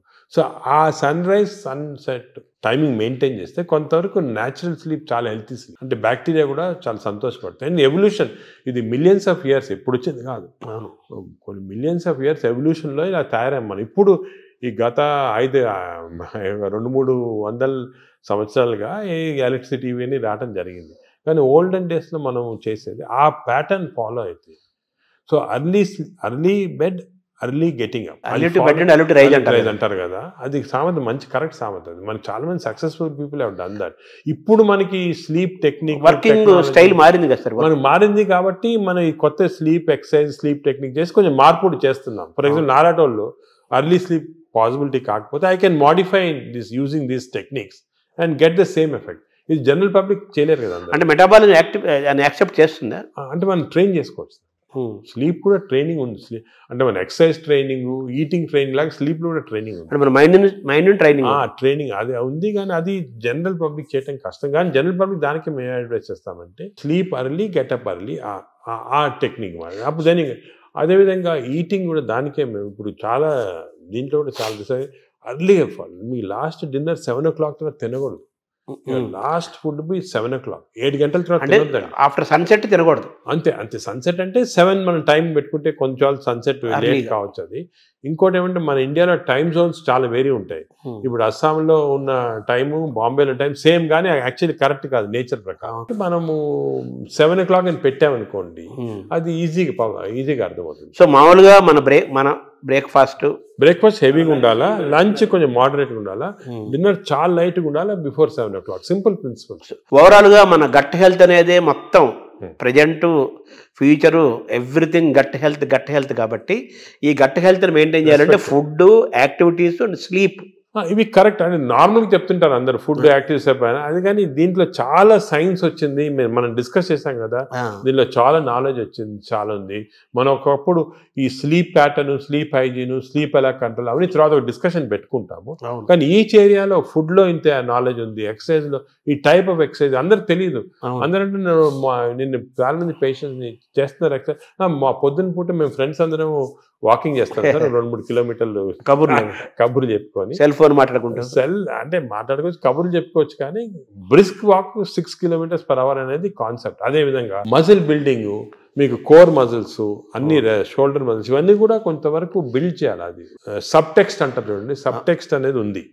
Overall గా హెడ్డింగ్ అనేది సబ్ టెక్స్ట్. అది సో పీపుల్ కొంచెము వాళ్ళు అవేర్నెస్ తెచ్చుకొని దీని గురించి ఇంట్రెస్ట్ తీసుకొని దీనికి ఒక మంచి ఓన్ యువర్ ఓన్ బాడీ అంటాం మనం. మా రీసెంట్గా మా డాక్టర్ మంచి డాక్టర్ సరీన్ గారని ఢిల్లీలో బుక్ రాశాడు, ఓన్ యువర్ ఓన్ బాడీ. అంటే మన బాడీకి వీఆర్ రెస్పాన్సిబుల్. అంతే కదా, వేరే మీ డాక్టర్ బాగా చేస్తారు, లేకపోతే మా హెల్త్ బాడీ మంది కదా, అవన్నీ కరెక్ట్ కాదు. మన బాడీ మనం ఓన్ చేయాలి. ఇప్పుడు మనకి ఏదైనా ప్రెషియస్ వస్తువు ఉందనుకోండి ఇంట్లోనే, మనం ఎంత జాగ్రత్తగా చూసుకుంటాం దాన్ని, మనం బాడీని అంత జాగ్రత్త చూసుకోవటం లేదు. అది ఇన్నర్ ఇంజనీరింగ్ అంటారు కదా, మనలోకి మనం లోపలికి చూసుకుంటూ, మనల్ని గమనించుకుంటూ, మన శరీరాన్ని మనం ఓన్ చేసుకుంటూ, మన హెల్త్ ని మనం డ్రైవ్ చేసి సింపుల్ ప్రిన్సిపల్స్ ఫాలో అయితే అంతే చాలా వరకు మనం బాడీ, మనం లైఫ్ స్పాన్ పెంచుకోవచ్చు హెల్తీగా. అంటే ఇంకోటి, ఇప్పుడు it is not question of life span, ఆ వర్డ్ తీస్తాం మన డిక్షనరీ.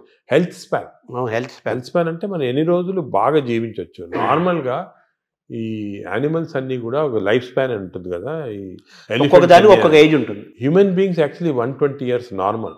అవును, బట్ 120 years ఎంతమంది? చాలా తక్కువ మంది. ఎందుకంటే ఇవన్నీ ఈ ప్రాబ్లమ్స్ వల్ల మనకి we don't want 120 years life span, ఏదో కర్రలు పట్టుకొని నడవలేక.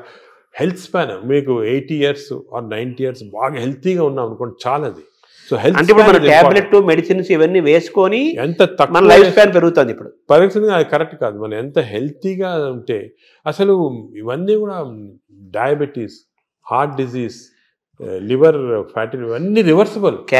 క్యాన్సర్ కొన్ని ప్రివెంటబుల్, క్యాన్సర్ రివర్సిబుల్ కాదు, ప్రివెంటబుల్. డయాబెటీస్, హెల్త్, హార్ట్, మన అన్ని వెజల్స్ బ్లాక్ అయిన తర్వాత we have seen by following certain principal you can reverse it. మీకు అవసరం లేదు, షుగర్ రివర్స్ చేయొచ్చు, హార్ట్ రివర్స్ చేయొచ్చు, లివర్ ఫ్యాట్, లివర్ కరెక్ట్. ఈ ప్రిన్సిపల్స్ ఫాలో అయ్యి అంత ఆహారము, యాక్టివిటీ, స్లీప్ అంతా complete it's the digestive system. Sir ఈ క్రమంలో మీరు బ్లూ జోన్ 5 చెప్పారు. ఇప్పుడు బ్లూ జోన్ స్టడీ చేయండి. మీరు అనేది ప్రజలు కూడా బ్లూ జోన్ బుక్స్ తీసుకొని అసలు వాళ్ళు ఎందుకు ఇన్ని రోజులు హెల్తీగా ఉంటున్నారు అని స్టడీ చేస్తే దీంట్లో చాలా నాలెడ్జ్ ఉందండి. అంటే ఇది ఇప్పుడు వచ్చింది కాదు, ఈ బ్లూ జోన్ అనేది 10,000 years గా జరుగుతూ ఉంది. మన భారతదేశాన్ని బ్లూ జోన్ గా మార్చలేదు. మనకి భారతదేశం బ్లూ జోన్. నాదేంటి, నేను చాలా మందికి ఈ పాలిటిక్స్ చెప్తుంటా, why can't we convert at least some part of India into blue zones? చేయొచ్చు. మన తెలుగు ప్రాంతాలను చేయొచ్చు. తెలుగు ప్రాంతాలను బ్లూ జోన్ చేయాలి. అంటే ఈ బ్లూ జోన్ అంటే ఒకరిద్దరు పాటించింది కాదు, ఆ పాపులేషన్ అంతా పాటించాలి.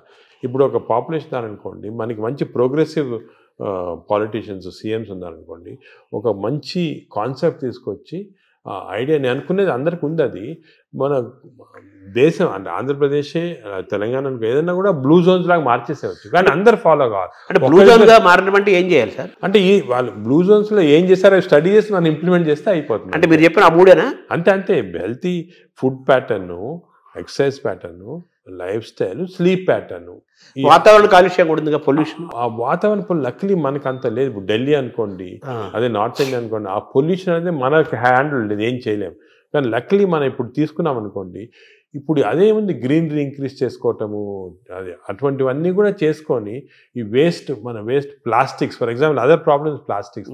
ఈ ప్లాస్టిక్స్ వల్ల కూడా మేము చాలా రీసెర్చ్ చేస్తున్నాం. చాలా micro plastics producing tissue damage అనేది చాలా ఉంది. కొన్ని plastic bottle, especially plastic bottle ఎండలో పెడతాము, అది తాగామనుకోండి, దాంట్లో చాలా మైక్రో ప్లాస్టిక్స్ మన బాడీలో ఎంటర్ అయ్యి చాలా ప్రాబ్లమ్, డేంజరస్ అది.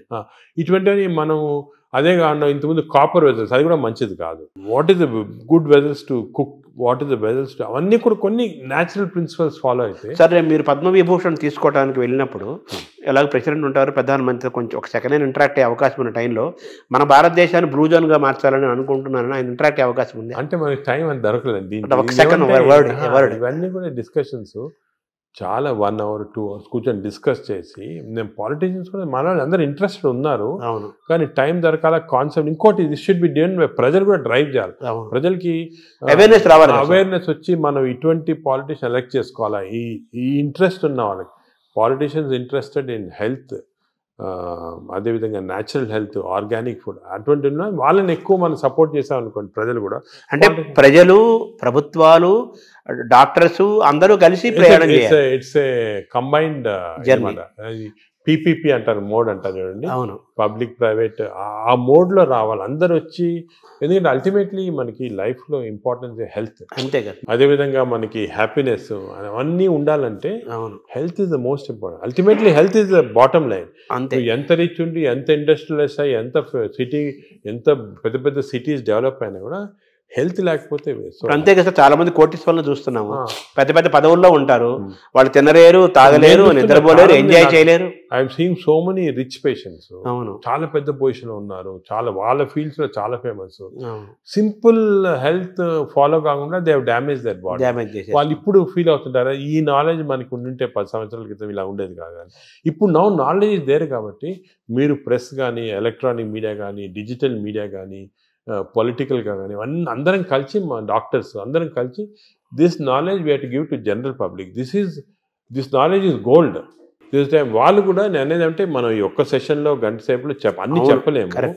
వాళ్ళు కూడా they should go in to the depth and read books about it, read papers about it, social మీడియాకి కరెక్ట్. అంటే మీరు చెప్పినట్టు ఏదేదో అన్నీ వస్తుంటాయి సోషల్ మీడియా, అలా ఫాలో కాకుండా కరెక్ట్గా people have done research, scientist ఉన్నారు దీంట్లో, డాక్టర్స్ ఉన్నారు రెప్యూటెడ్, ఇటువంటి వాళ్ళ దగ్గర నుంచి ఇన్ఫర్మేషన్ తీసుకొని జనరల్ పబ్లిక్ కానీ, జనరల్గా ఇది మనము ప్యాటర్న్స్ అడాప్ట్ చేస్తే డెఫినెట్గా overall health of the country will improve. Sir, ఇందాక మీరు మాట్లాడుతూ స్టూల్ గురించి మాట్లాడారు సార్. భవిష్యత్ అంతా స్టూల్ టెస్టులు జరుగుతాయని, బ్లడ్ బ్యాంకు లాగా స్టూల్ బ్యాంకులు వస్తాయని. మంచి హెల్తీ పీపుల్ని స్టూల్ తీసుకుంటే that stool is different from unhealthy person. ఇప్పుడు ఇంతకుముందు నోబెల్ ప్రైజ్ విన్నర్స్కి బ్రెయిన్ స్టడీ చేస్తారు, ఎందుకు వచ్చిందో. ఇప్పుడు స్టూల్ స్టడీ చేస్తారు, తన స్టూల్లో ఏముంది ఇంత ఇంటెలిజెంట్ అయ్యారని. సో మనం ఇవన్నీ బ్యాంకింగ్ చేయొచ్చు. స్టూల్స్ చేసి, నేను చెప్పా కదా, ఒక స్టూల్ పౌడర్ లాగా చేసి డెసికేటెడ్ స్టూల్ని మనం క్యాప్సూల్స్ లాగా ఇవ్వచ్చు. The future treatment is going to be that. Stool banks, stool desiccated stool capsules, ఇవి దీంతో ట్రీట్మెంట్ స్టార్ట్ చేస్తాం. స్టూల్ అనేది రేపు చాలా అత్యంత విలువైన ఖరీదైన వస్తువు అవుతున్నట్టు కదా. గోల్డ్ అంటారు, న్యూ గోల్డ్. ఇంతకుముందు ఆయిల్ అంటే గోల్డ్ అనేవాళ్ళు, ఇప్పుడు స్టూల్ ఈజ్ బికమింగ్ గోల్డ్ అన్నమాట. అంటే మైక్రోబయామ్స్ అంటారు. ఈ మైక్రోబయామ్ నాలెడ్జ్ ఇప్పుడు ఈవెన్ యానిమల్స్, ఇప్పుడు కొన్ని ఫారెస్ట్లో కలెక్ట్ చేస్తున్నారు, ఆఫ్రికన్ ఫారెస్ట్ అంతా, ఎలిఫెంట్ స్టూల్ ఎలా ఎందుకు డిఫరెంట్ ఉంది వీళ్ళది. So what are the characters, what give strength to the elephant, what is there in this. ఇందులో నుంచి మనం ఐబిఎస్కి వద్దాం సార్. ఈ ఐబిఎస్ గురించి కూడా చాలా చర్చ జరుగుతుంది.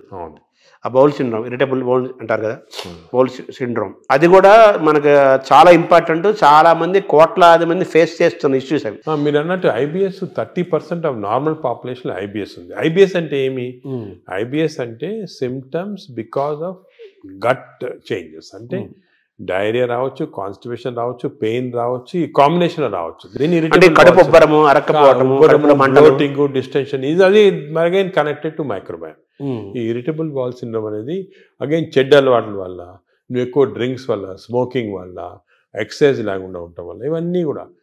ఇప్పుడు రీసెంట్గా మన రీసెర్చ్ ఏమంటే ఈ కెమికల్స్, ఇంటెస్టైన్స్లో కెమికల్స్ చాలా ఉన్నాయి అని చెప్పే కదా, సెరోటోనిన్, డోపమైన్.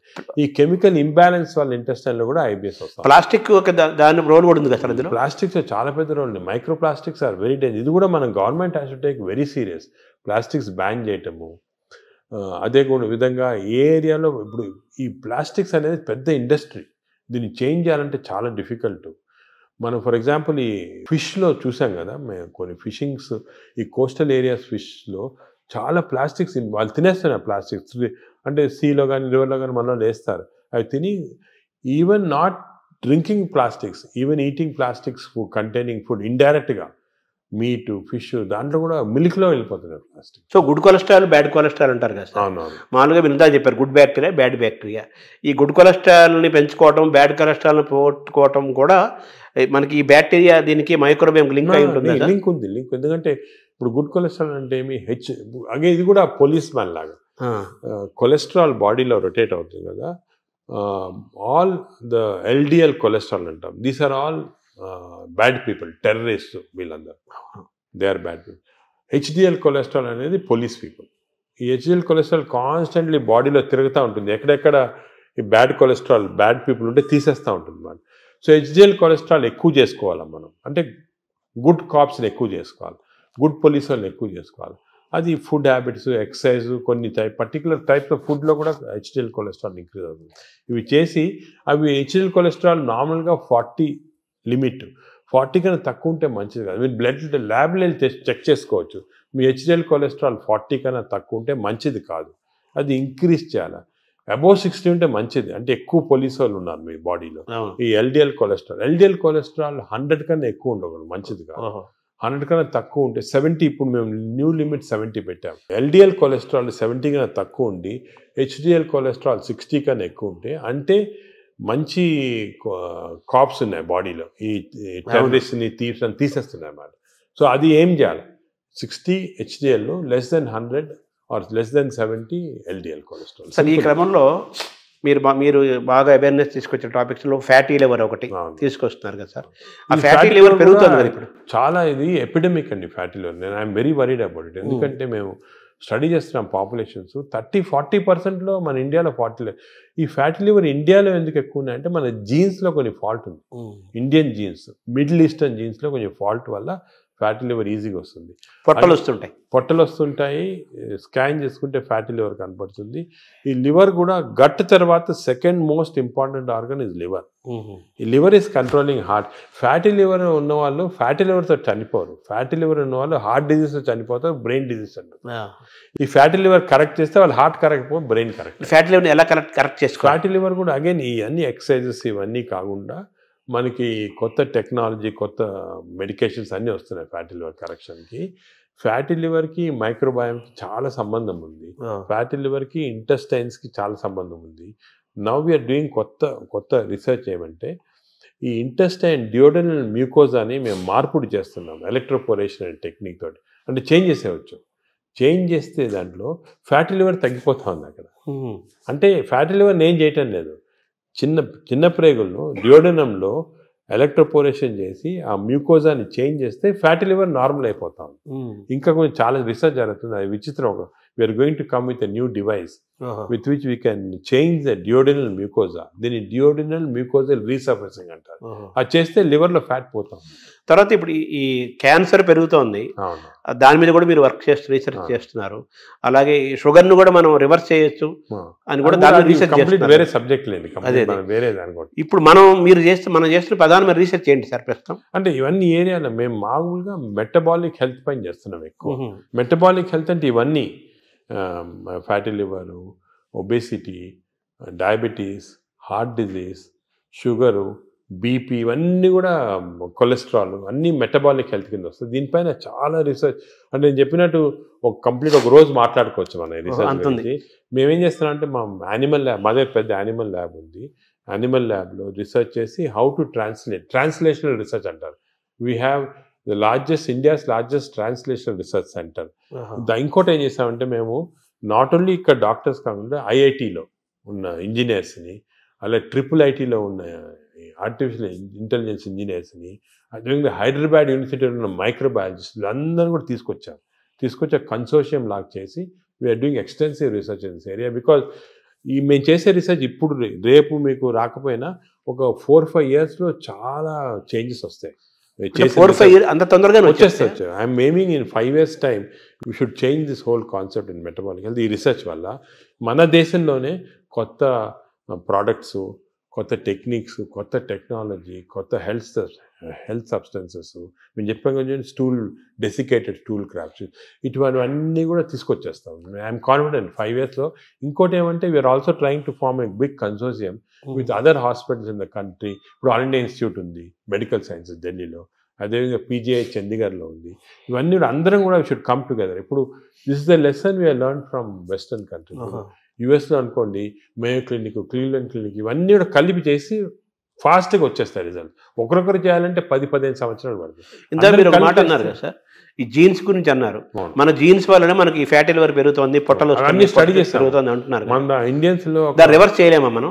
జీన్స్ రివర్స్ చేయలేం, కానీ జీన్స్ ని PNPLR అని కొన్ని జీన్స్ ఉన్నాయి మన ఫ్యాటీ లివర్ వచ్చి, దాన్ని జీన్స్ ని మార్పుడి చేయొచ్చు. కానీ చాలా జెనెటిక్ ఇంజనీరింగ్ అని చాలా వేరే డిఫరెంట్ సబ్జెక్ట్. కానీ ఎపిజెనెటిక్స్ అని వచ్చింది. అవునవును. ఈ ఎపిజెనెటిక్స్ టెక్నిక్స్ లో ఈ జీన్స్ ని బ్లాక్ చేసేది. చెడ్డ జీన్స్ ని మనం బ్లాక్ చేయొచ్చు. అవి కూడా చేస్తున్నాం. అంటే మనం డిఎన్ఏని చేంజ్ చేయటమంటారా? దాన్ని డిఎన్ఏ చేంజ్ చేయలేం, కానీ డిఎన్ఏ ఎఫెక్ట్ ని బ్లాక్ చేయొచ్చు. అంటే డిఎన్ఏ ఎలాగా డిఎన్ఏ బాడీలో ఉందనుకోండి, ఇట్ ప్రొడ్యూసెస్ ఆర్ఎన్ఏ ఇచ్చి ప్రోటీన్స్ వస్తాయి, పాత్వే. అలాగే మనకి అంత పాత్వే నార్మల్గా.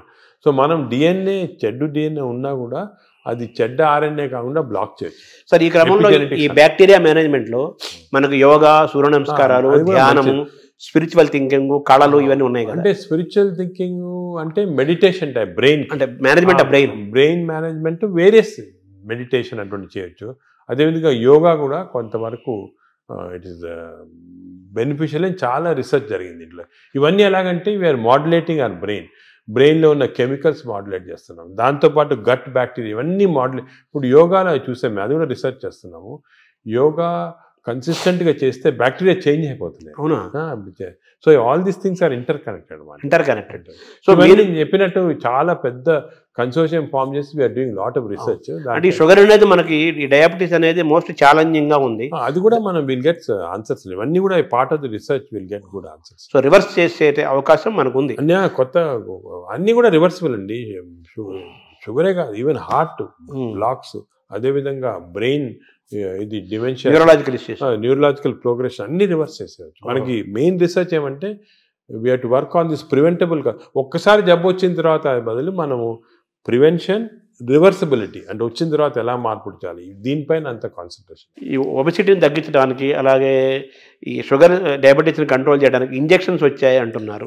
ఇప్పుడు కొత్తగా GLP-1 అనలాగ్స్ అంటారు. అంటే మనకి నార్మల్గా బాడీలో స్మాల్ ఇంటెస్టైన్లో GLP-1 హార్మోన్స్ ప్రొడ్యూస్ అవుతాయి. అవి మన ఈ ఇంటెస్టైన్స్ మ్యూకోజా చెడిపోవటం వల్ల కానీ, బ్యాక్టీరియా వల్ల ప్రొడ్యూస్ అవుతుంది GLP-1. ఇవన్నీ పోతే ఆర్టిఫిషియల్గా ఈ GLP-1 ఇవ్వచ్చు. కానీ ఇది నా ప్రకారం చాలా తప్పు. ఇది ఈ ఆర్టిఫిషియల్ మంజోరం అని, ఒజంబిక్ అని ఇవన్నీ ప్రజలు లేటెస్ట్ వచ్చాయి. ఇప్పుడు మెడికల్ షాప్స్లో అమ్ముతున్నారు, తీసుకొని తప్పు చేయకూడదు. అది ఎందుకు అంటే ఈ GLP-1 మన బాడీలో న్యాచురల్గా ప్రొడ్యూస్ అవుతుంది. నేచర్కి ఎంత ప్రొడ్యూస్ చేయాలా, ఎక్కడ ఆపాలా, ఎక్కడ రివర్స్ చేయాలా, ఇవన్నీ నేచర్ తెలుసు. మనం మాట్లాడుకున్నాం కానీ డయట్, మైక్రోబయాము, ఫిజికల్ ఎక్సర్సైజ్, స్లీప్ ఇవన్నీ నార్మల్గా ఇస్తే బాడీ న్యాచురల్గా ప్రొడ్యూస్ చేస్తుంది. ఇవన్నీ అబ్నార్మల్గా ఉంటే మనకి బయట నుంచి ఆర్టిఫిషియల్గా అవుతుంది. బట్ ఆర్టిఫిషియల్ మెడిసిన్ తోటి మనకి ఎంత లిమిట్, ఎంత తీసుకోవాలి, ఎప్పుడు ఆపాలి, ఇవన్నీ కరెక్ట్ తెలియదు. నేను చూశాను చాలామంది ఈ ఇంజెక్షన్స్ వాడుతున్నారు. ఇండియాలో కూడా వచ్చేసింది ఇంజెక్షన్ వచ్చేసింది, ఇండియాలో కూడా చీప్గా వచ్చేసింది. దీనివల్ల ఏం డేంజర్ అంటే వాడినప్పుడు 2-3 నెలలు 6 నెలలు బాగుంటుంది, వెయిట్ తగ్గుతాము, ఆకలి తగ్గిపోతుంది. కానీ దీనిలో చాలా ఎఫెక్ట్ బాడీ పైన ఉంది. నేను అది కూడా స్టడీ చేస్తున్నాము. బాడీలో ఈ ఇంటెస్టైన్ నరాలు చెడిపోతున్నాయి, మూమెంట్ పోతా ఉంది, ఇంటెస్టైన్ అసలు మూమెంటే చెడిపోయింది. అదేవిధంగా బోన్స్ అబ్జార్ప్షన్ పోయి బోన్స్ వీక్ అయిపోతున్నాయి, మజిల్స్ ఎట్రోఫీ అవుతున్నాయి. ఫేస్లో we got now what is called Ozempic face, అంటే ఫేస్ అంతా ష్రింక్ అయిపోతుంది. చూసుంటారు కొంతమంది సెలబ్రిటీలో ఫేస్ చేంజ్ అయిపోతుంది దీనివల్ల. సో ఇవన్నీ కూడా these effects are some time not reversible also. మన మెటాబాలిజం వ్యతిరేకంగా ఉన్నట్టే కదా, వ్యతిరేకంగా ఉన్నట్టే. న్యాచురల్ మెథడ్లో చేయకుండా ఇలా చేస్తే మంచిది కాదు. మై అడ్వైజెస్ అసలు వాడద్దని, తప్పు ఇది. ఇవన్నీ all these injections artificial methods వాడతాం తప్పు, మనం చేయకూడదు. న్యాచురల్ మెథడ్స్ అన్నీ ట్రై చేసి ఫెయిల్ అయిన తర్వాత అండర్ మెడికల్ సూపర్విజన్ ఒక 3-4 months వాడి ఎందుకు వాడతాం, రీసెట్టింగ్ అంటాం అన్నమాట. మెటబాలిజం రీసెట్ చేయడానికి వాడచ్చు. కానీ ఇయర్స్ టుగెదర్ ఇంజెక్షన్ తీసుకోవడం ఏంటంటే చాలా తప్పు. Short cut methods they are not good. అసలు I advise public strongly don't use these injections. తప్పదు చాలా. తర్వాత ఇప్పుడు బ్యారియాటిక్ సర్జరీస్ ద్వారా కూడా మన లోపల ఫుడ్ ఇంటేక్ తగ్గిపోతుంది, షుగర్ లెవెల్స్ తగ్గిపోతాయి అంటున్నారు. బ్యారియాటిక్ సర్జరీ కూడా ఐఎమ్ అగేన్స్ట్, కానీ కొంతవరకు చాలా ఒబేసిటీ వచ్చి మనం న్యాచురల్ మెథడ్లో కంట్రోల్ చేయకపోతే కొంతవరకు హెల్ప్ చేయడానికి బ్యారియాట్రిక్ కానీ ఇంజెక్షన్స్ కానీ హెల్ప్ చేయడానికి అంతే. దాని తర్వాత మన న్యాచురల్ మెకానిజం వచ్చేసారు. ఒక్కసారి ఈ హెల్ప్ వచ్చిన తర్వాత న్యాచురల్ మెథడ్స్తో మెయింటైన్ చేయాలి. మన న్యాచురల్ మెథడ్స్ లేకపోతే బ్యారియాట్రిక్ సర్జరీ కాదు, ఇంజెక్షన్ ఏం చేసినా కూడా వేస్ట్. అంటే మనం సహజంగా పెరగటం కానీ తగ్గటం కానీ ఈ డిజార్డర్స్ మెయింటైన్ చేసుకోవటం మన సహజంగా జరగాలంటారు. Own your own body, body అంటే మన బాడీని మనం ఓన్ చేయాలి, మన కంట్రోల్ చేసుకోవాలి. కానీ ఈ వేరే ఇంజెక్షన్స్ కంట్రోల్ డాక్టర్ చేస్తారు, దీన్ని బ్యారియాట్రిక్ చేస్తారు అనేది తప్పు. అసలు మీ మేజర్ గోల్ ఏంటి సార్? అంటే మనకి మీరు పద్మవిభూషణ్ వచ్చింది మన ఇండియా వరకు, అది కాకుండా American association of society of gastroenterologist award కూడా హైయెస్ట్ అవార్డు గ్యాస్ట్రోఎంటరాలజీకి సంబంధించి. అలాగే సాంఘైలో జరిగిన దాంట్లో వరల్డ్ టాప్ దాంట్లో అవార్డు వచ్చింది. అది మీ ప్రొఫెషన్కి మీ సబ్జెక్ట్కి అది డెఫినెట్గా హైయెస్ట్ అవార్డ్స్ అవి. నెక్స్ట్ నోబుల్ మన భారతదేశానికి నోబుల్ రాదా? అంటే ఇలా చేయటం వల్ల నోబుల్ అవుతాం, పని చేయడం వల్ల గుర్తింపు కోసం పనిచేయటం కాదు. అంటే ఈ గుర్తింపులన్నీ కూడా మనము మీరు చెప్పినట్టు గుర్తింపుల కోసం ఎవరు పనిచేయరు. ఈ నోబెల్ ప్రైజ్ కానీ గుర్తింపు రావడం, మనం పని చేస్తూ ఉంటే కొంతవరకు రికగ్నిషన్ వస్తుంది, వేరే ఆర్గనైజేషన్ రికగ్నైజ్ చేస్తారు. ఈ రికగ్నిషన్స్ కూడా నా ప్రకారం అది ఇంపార్టెంట్ కాదు. సరే ఇయర్ పద్మవిభూషణ్ వచ్చింది, మేము సంతోషపడతాము, ఓ రెండు సంవత్సరాలు మర్చిపోతాం. ఇంకేమైనా అడిగారనుకోండి వచ్చిందా, ఆయనకు వచ్చిందా అలాగంటారు. అంటే ఈ అవార్డ్స్ అన్ని కూడా ట్రాన్సియెంట్, జన గుండెల్లో ఉండాలి. మనకు కాదు అసలు, మనం దీని గురించి కూడా ఇంపార్టెన్స్ ఇవ్వకూడదు. ఇవన్నీ టెంపరీగా ట్రాన్సియెంట్గా ఏదో recognition. But our goal should be మనం సొసైటీకి ఏం చేయొచ్చు, ఎలాగ మార్పుడి చేయొచ్చు. ఇండివిజువల్గా డాక్టర్స్ అందరూ కూడా అందరూ బాగా పనిచేసి దే హెల్ప్, చాలా మందికి పేషెంట్స్ హెల్ప్ చేస్తారు, లైఫ్ సేవింగ్ చేస్తారు, అవన్నీ చేస్తారు. ఆ సాటిస్ఫాక్షన్ అనేది వస్తుంది మాట. అంటే ఈ ఏఏజీ యొక్క మేజర్ గోల్ ఏంటంటే అంటే మాకు ఇప్పుడు పబ్లిక్ అంటే ప్రజల్లో హెల్త్ గురించి ఒక మార్పుడి రావచ్చు. It has to be done in ethical way, proper way. ఈ మోడర్న్ మెడిసిన్ ఒక విధంగా, అదే కాకుండా అంటే మోడర్న్ మెడిసిన్ అంటే ఏంటి సార్? అంటే ఇప్పుడు మోడర్న్ టెక్నాలజీ వచ్చాయి కదా, ఈ టెక్నాలజీతో మేము రోబోటిక్ సర్జరీ చేస్తున్నాం, ఈ సర్జరీ, ఇది ఒక ఆస్పెక్ట్. ఇదే కాకుండా general public health awareness తీసుకురావటము, natural మెథడ్లో హౌ పీపుల్ కెన్ బెనిఫిట్ అనేది, ఇవన్నీ కూడా ఒక ఎథికల్ వేలో చేయటము, ఇవి చాలా ముఖ్యమైన మా ఎయిమ్స్ మాట. అంటే వైద్యం అనేది అత్యంత ఖరీదైన అంశంగా మారిపోయింది కదా ఇప్పుడు. అది ఖరీదైన అంటే కొంతవరకు బికాస్ టెక్నాలజీ వల్ల దానివల్ల అవన్నీ ఉంటాయి, అది తీసేయండి. అది కూడా మేము మన ఓన్ టెక్నాలజీ తయారు చేయటం, దానికి ఇంజనీరింగ్ ఐఐటీస్ తోటి మేము చాలా చేస్తున్నాం. సో టెక్నాలజీ కాస్ట్ ఇప్పుడు ఇండియాలో ప్రస్తుతము $6 billion worth of medical equipment import చేస్తున్నాం. దాంట్లో 1.5 billion ఫ్రమ్ అమెరికా ఇట్సెల్ఫ్. ఈ ఇంపోర్ట్స్ ఎలా తగ్గించవచ్చు, ఎలాగ దీన్ని జీరోకి తీసుకురావాలా, ఇటువంటి అన్నీ ఒకే. సో మన టెక్నాలజీ చీప్లో వస్తే అదే సేమ్ థింగ్ విల్ ట్రాన్స్ఫర్. అంటే మనం ఇందాక ప్రారంభంలో మాట్లాడుకున్నట్టుగా మన ఫుడ్ హ్యాబిట్స్ మారడం వల్ల ఆ యూరోపియన్ బ్యాక్టీరియా నుంచి మన బ్యాక్టీరియా మనం తెచ్చుకోవాలి. న్యాచురల్ మెథడ్లు ఎలా చేయొచ్చు, పబ్లిక్ నేచర్ అంటే న్యాచురల్గా బాగా హెల్తీగా ఎలా ఉండొచ్చు. సో వెస్టర్న్ డిజీజెస్, వెస్టర్న్ ఇవి ఎలా ఇవన్నీ కూడా కాంప్రహెన్సివ్ హెల్త్ ఫర్ పీపుల్ అనేది మా ఎయిమ్. అంటే ఒక సింపుల్ సెంటెన్స్ చెప్పాలి, హెల్త్ ఫర్ పీపుల్. ఇప్పుడు గ్యాస్ట్రోఎంటరాలజీ అనే సబ్జెక్ట్లో హాంకాంగ్ నెంబర్ 1గా ఉందా? గ్యాస్ట్రోఎంటరాలజీలో Hong Kong Prince of Wales hospital number 1 institute. దాని గురించి వాళ్ళు చాలా రీసెర్చ్ చేసి డెడికేటెడ్గా లాస్ట్ 50 yearsగా వర్క్ చేస్తున్నారు. అదే సో వాళ్ళతో మేము అసోసియేషన్ చేసి, ఫర్ ఎగ్జాంపుల్ అక్టోబర్లో Hong Kong Prince of Wales hospital, AG hospital India combined symposium చేసి అందరు డాక్టర్స్ని పిలిచాం ఇండియాలో. సో వాళ్ళు కూడా దే కెన్ లెర్న్ అక్కడ ఏం చేస్తున్నారు, మనం ఏం చేయొచ్చు, మనం అంటే ఇవన్నీ కూడా. ఇంకోటి ఏమంటే మెడిసిన్ ఇంపార్టెంట్, కాన్స్టెంట్గా వేరే వాళ్ళ చేత నేర్చుకోవాలి. మనమే గ్రేట్, మనమే పెద్ద ఎక్స్చేంజ్. వేరే వాళ్ళు ఏం చేస్తున్నారు, మనకన్నా ఏమైనా బెటర్ చేస్తున్నారు, అది మనం చేయొచ్చా, ఏది చేస్తే మన ప్రజలకి బెనిఫిట్ వస్తుంది, అది ఎప్పుడు కాన్స్టెంట్ చూస్తూ ఉండాలి. చాలా అంటే ఈ గ్యాస్ట్రోఎంట్రాలజీలో ఫస్ట్, సెకండ్, థర్డ్గా తీసుకుంటే మన ఏజీ థర్డ్ ప్లేస్లో ఉందంటున్నారు కదా, సెకండ్ ప్లేస్ ఇంకేంటి తర్వాత? హాంకాంగ్ తర్వాత మేయో క్లినిక్ ఉంది యునైటెడ్ స్టేట్స్లో. వాళ్ళు కూడా చాలా రీసెర్చ్ చేస్తున్నారు. వాళ్ళు వేరే టైప్ ఆఫ్, అది హై టెక్నాలజీ రీసెర్చ్ అంతా. సో హాంకాంగ్ వాళ్ళు ఇన్ బిట్వీన్ మనకేమంటే అవసరము ఈ ఫస్ట్, సెకండ్, థర్డ్ అది చూసుకోకుండా మన ప్రజలు అంటే మన ఇన్స్పిరేషన్ మన ప్రజలకి తక్కువ కాస్ట్లో ఏం చేయొచ్చు. ఇప్పుడు హాంకాంగ్లో ఏం చేస్తారు, మేయో క్లినిక్లో ఏం చేస్తున్నారు, అదేవిధంగా ఇటలీలో జెమినీ హాస్పిటల్ ఉంది, వాళ్ళు కూడా 4th ప్లేస్లో ఉన్నారు, వాళ్ళు ఏం చేస్తారు. ఇవన్నీ కూడా మన దగ్గర అడాప్ట్ చేసి తక్కువ ఖర్చులో మన ప్రజలకి ఎలాగ బెనిఫిట్ చేయొచ్చు, how can we work for that అనేది మా డాక్టర్స్ అందరూ కూడా ఆ కల్చర్ ఒకటి వచ్చింది మాట. సో నెలకు ₹1,00,00,000 జీతాన్ని కూడా ఇవ్వడానికి 10 ఏళ్ల క్రితం మీకు అవకాశం వచ్చినా కానీ అవన్నీ వదులుకొని ఇక్కడే ఉంటున్నందుకు, దీన్ని ఏజెంట్ డెవలప్ చేస్తున్నందుకు మీరు తృప్తిగా ఉన్నారా? నాకైతే చాలా తృప్తి, సాటిస్ఫాక్షన్. ఎందుకంటే నాకు యూఎస్ఐలో ఆఫర్స్ వచ్చినప్పుడు అక్కడ ఒక జూయిష్ డాక్టర్ ఉండేవాడు. ఆయన చెప్పాడు, మీకు హార్వర్డ్లో బెస్ట్ హాస్పిటల్లో నీకు ఇంత పెద్ద ఉద్యోగం వస్తే ఎందుకు వద్దనుకోని ఇక్కడ వచ్చి. నేను అన్నాను, సార్ నేను వచ్చి నెలకు ₹1,00,00,000 అది అన్నాను. నేను వచ్చి లేదు అని వచ్చిన తర్వాత ఇప్పుడు ఆయన వాళ్ళ స్టూడెంట్స్ మన దగ్గర ట్రైనింగ్ పంపిస్తున్నారు. Harvard professor is sending his students for training to AG. ఆయన లెటర్ రాశాడు, నువ్వు చేసిన డిసిషన్ కరెక్ట్ డిసిషను, ఇన్ని 30 సంవత్సరాల క్రితము వద్దనుకొని వచ్చేయటం ఇక్కడ మంచిదైంది. ఎందుకంటే అల్టిమేట్గా ఇప్పుడు ఎవ్రీబడి హ్యాస్ ఎ లైఫ్, కానీ మనం ఎంత కాంట్రిబ్యూట్ చేస్తాం, మన వల్ల ఎంతమంది బెనిఫిట్ అయ్యారు, అది చాలా ఇంపార్టెంట్. మన ప్రజలు ఎంత బెనిఫిట్ అయ్యారు, మన దేశానికి మనం ఏం చేయగలం, మన నేలకి, మన భూమికి మనం ఏం చేయగలుగుతున్నాము, అది ముఖ్యం. అంటే వేరే వాళ్ళు బయటికి వెళ్ళి చేసిన వాళ్ళు I'm not finding fault, correct. But మనకి ఇక్కడ ఆపర్చునిటీ, ఇప్పుడు మాకేమంటే ఆపర్చునిటీస్ వచ్చాయి, అందరికి రాకపోవచ్చు. లక్ అనేది ఆపర్చునిటీ వాళ్ళకి ఇది కూడా ఉంటుంది కదా.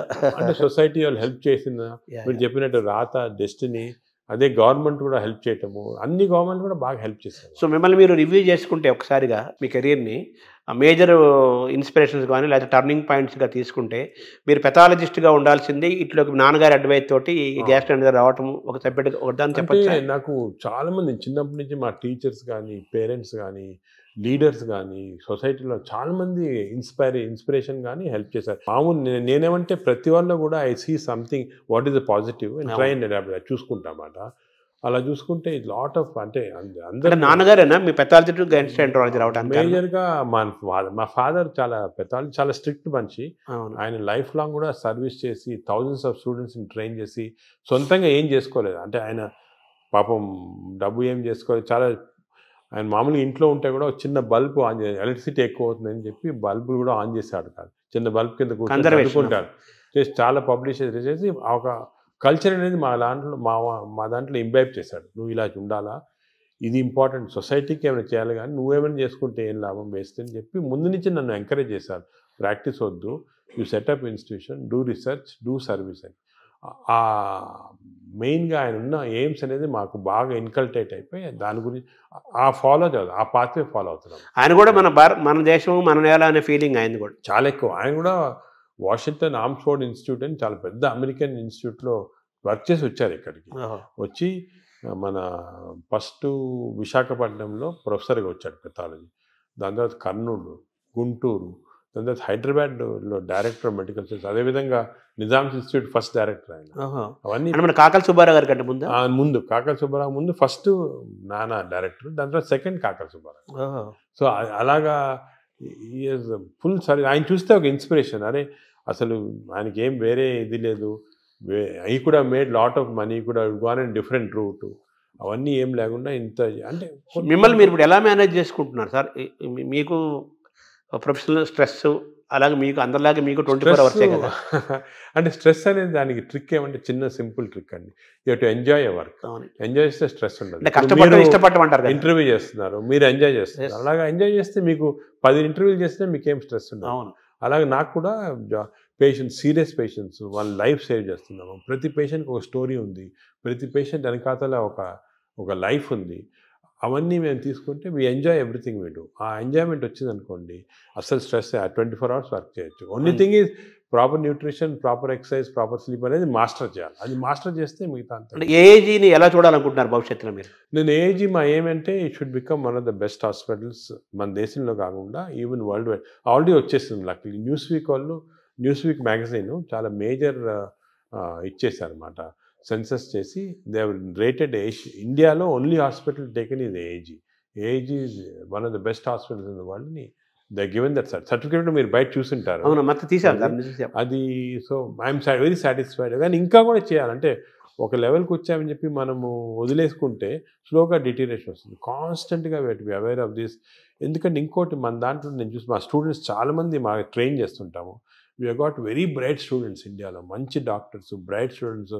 వాళ్ళకి కరెక్ట్ పాత్వే చూపించి కరెక్ట్ ఇది కమర్షియలైజేషన్ వద్దు, you going to research, you going to doing good for public ఉన్న వరకు మీకు బాగా సాటిస్ఫాక్షన్. ఒక ఫిలాసఫీ వాళ్ళకి ఇచ్చి ఒక మంచి స్టూడెంట్స్ గ్రూప్ని నీ లైఫ్ స్టైల్లో 1000 మందిని తయారు చేయొచ్చు. అలాగే వాళ్ళు ఇంకో 1000 మందిని తయారు చేస్తారు. చూసుకోండి ఎలా స్ప్రెడ్ అవుతుంది. అదే we can create a society which is very positive. అంటే నాగేశ్వర రెడ్డి గారి యొక్క, మీ నాన్నగారి యొక్క వారసత్వాన్ని మీరు తీసుకున్నారు. ఆయన ఒక స్టైల్ ఆఫ్ లైఫ్, మీదొక మీదొక స్టైల్ ఇది డిఫరెంట్.